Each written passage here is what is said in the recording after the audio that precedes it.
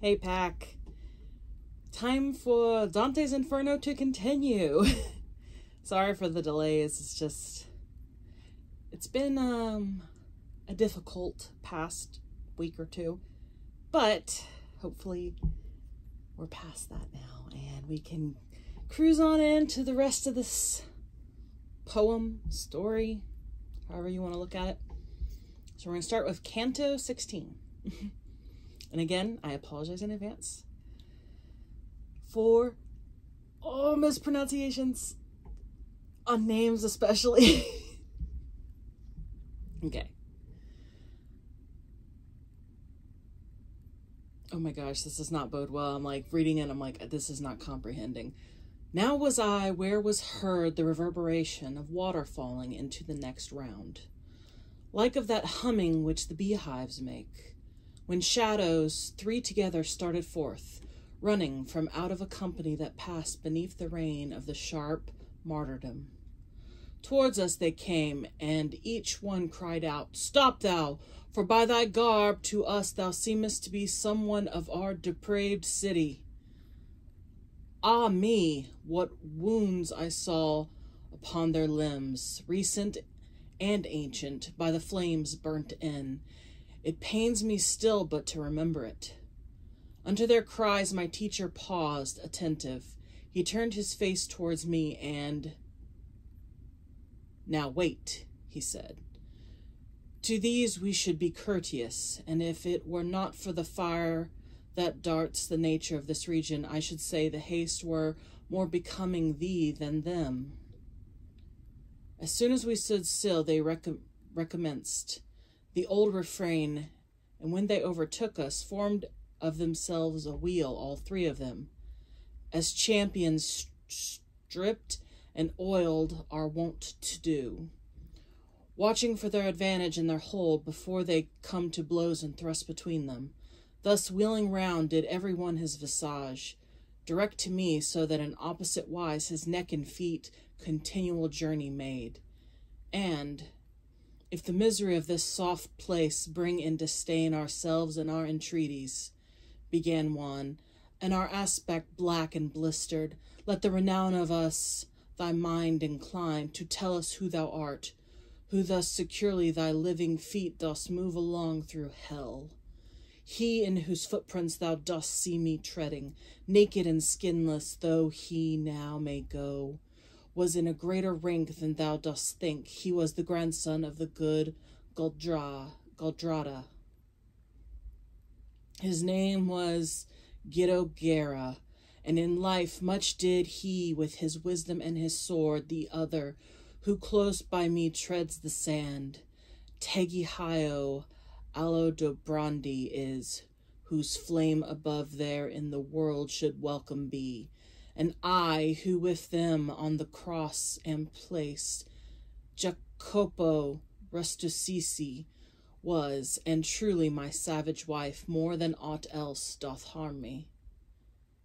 Could I have been protected from the fire below, I should have thrown myself among them, and think the teacher would have suffered it. But as I should have burned and baked myself, my terror overmastered my good will, which made me greedy of embracing them. Then I began, "Sorrow and not disdain did your condition fix within me so, that tardily it wholly is stripped off. As soon as this my lord said unto me words, on account of which I thought within me that people such as you were approaching. I of your city am, and evermore. Your labors and your honorable names I will affection have retraced and heard. I leave the gall and go for the sweet fruits, promised to me by the voracious leader, but to the center first I needs must plunge. So may the soul for a long while conduct those limbs of thine," did he make answer, "and so may the renown shine after thee, valor and courtesy, say if they dwell within our city as they used to do, or if they wholly have gone out of it. For Guillermo Borsier, who is in torment with us of late, and goes there with his comrades, doth greatly mortify us with his words. The new inhabitants and the sudden gains, pride and extravagance, having thee engendered. Florence, so that thou weepest thereat already. In this wise I exclaimed with face uplifted, and the three, taking that for my reply, looked at each other as one looks at truth. If other times so little it doth cost thee, replied they all, to satisfy another, happy art thou, thus speaking at thy will. Therefore, if thou escape from these dark places, and come to re-behold the baseous stars, when it shall pleasure thee to say, I was, see that thou speak of us unto the people. Then they broke up the wheel, and in their flight it seemed as if their agile legs were wings. Not an amen could possibly be said so rapidly as they had disappeared, wherefore the master deemed best to depart.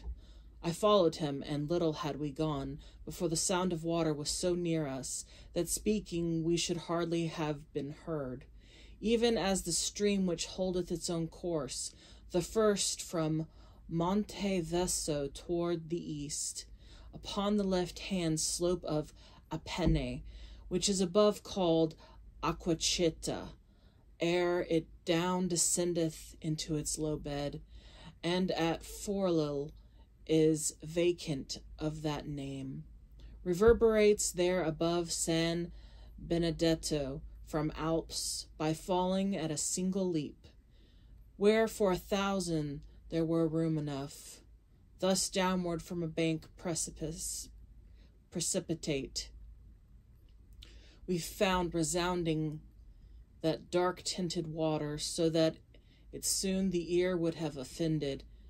I had a cord around about me girt, and therewithal I, whom had designated to take the panther with the painted skin, after I this had all from me unloosed, as my conductor had commanded me.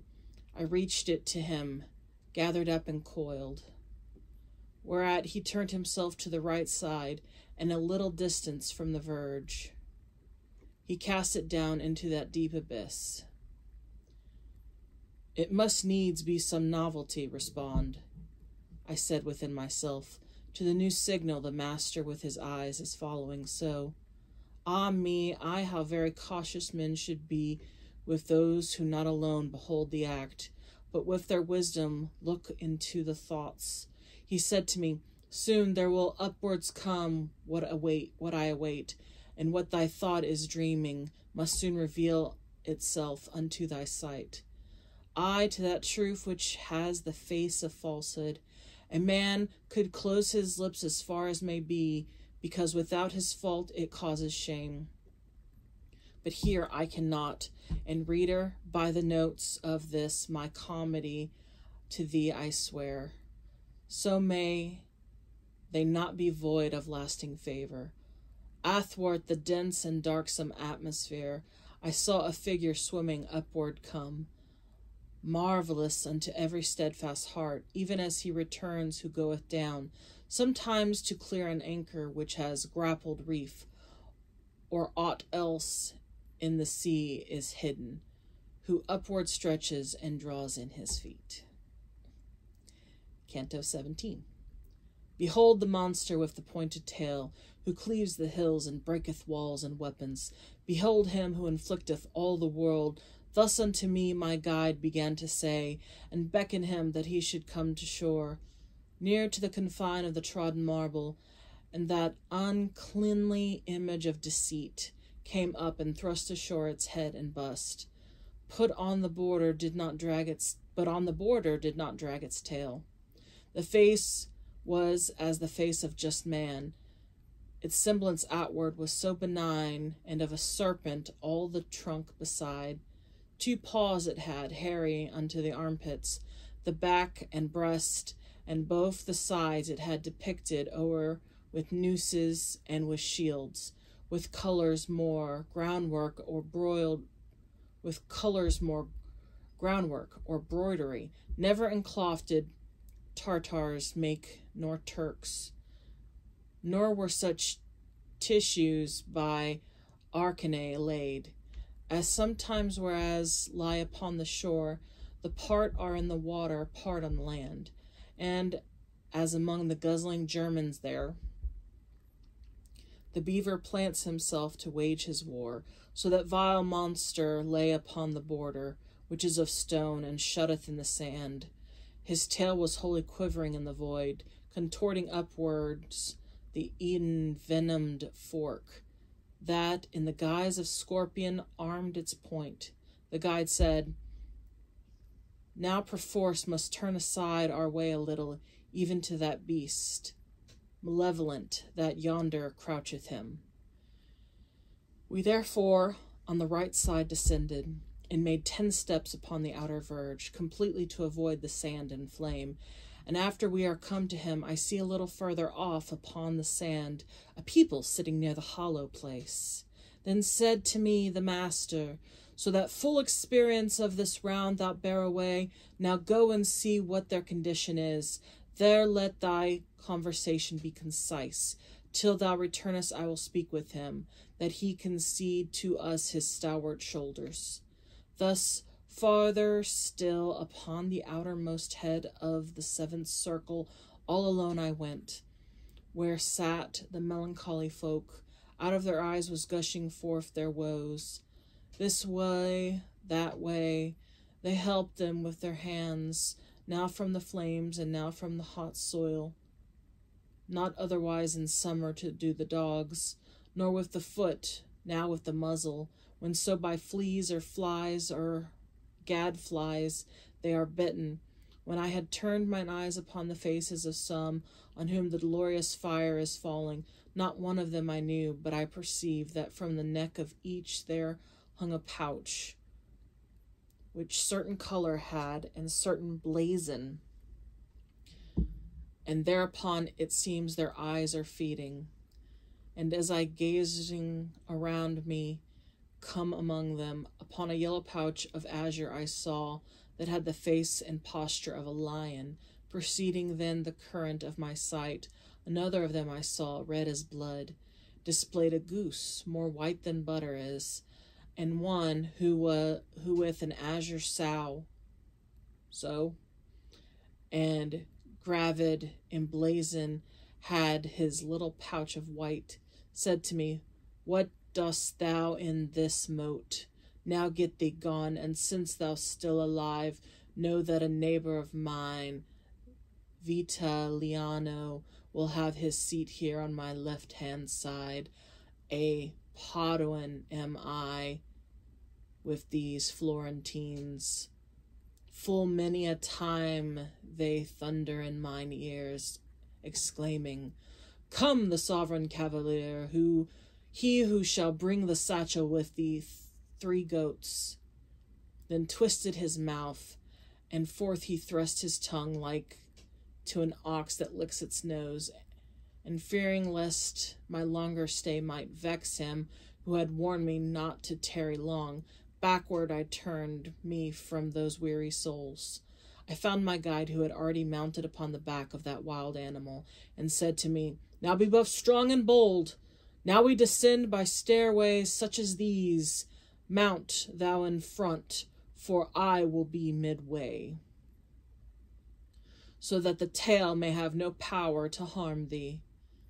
Such as he is who has so near the ague of quartan that his nails are blue already and trembles all, but looking at the shade, even such became I at those proffered words, but shame in me his menaces produced, which maketh servant strong before good master.